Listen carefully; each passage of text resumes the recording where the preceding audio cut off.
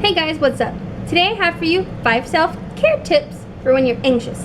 And if you've been following me this far, then you should get the idea that I'm a very anxious person. Living with anxiety is such a taxing mental illness, and it's very, draining. I tried for so long to figure out what it was that helped me, get through my day. In the end, I didn't even realize that half of these things that I was doing really helped me. And I just wanted to share that with y'all. So with my background story all said, let's get started. Number 1, write it down. When you're anxious, you're really engrossing yourself in all of your thoughts. And sometimes you'll even wallow in them.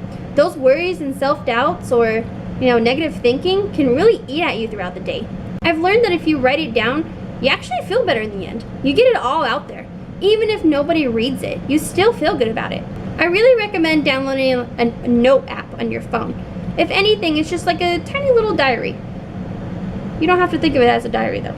Just write down whatever you're feeling. If you're really upset, just write that you're upset and write why you think you're upset.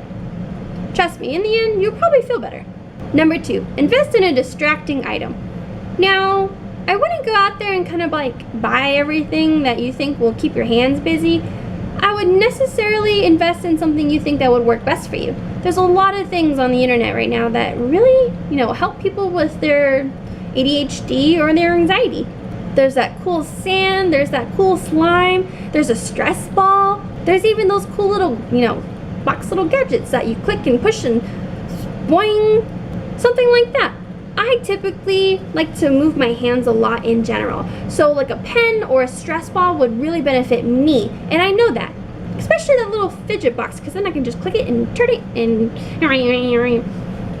same as a Rubik's Cube. You just kind of turn it and turn it and turn it, and you don't even realize you're turning it. And you're not even doing it half the time. That is a good investment. Number 3, prepare a soothing playlist. Now, I recommend something that is instrumental and doesn't have words into it, but to each their own. Find out what works best for you. Me personally, I like the sound of running water. Typically rain, rivers, a waterfall, something of that nature. Small driplets, It really helps wash away all of my doubts and negative thinking. Nature sounds are my number 1 favorite, especially if it's like a thunderstorm one. There's so many you can get on YouTube. I'll post one of my favorite nature sounds down in the description box, so check that out. Number 4, meditate. If you've been with me this far, you should know that I've recommended guided meditation a few times now. Guided meditation helps you be in the moment, which I express significantly.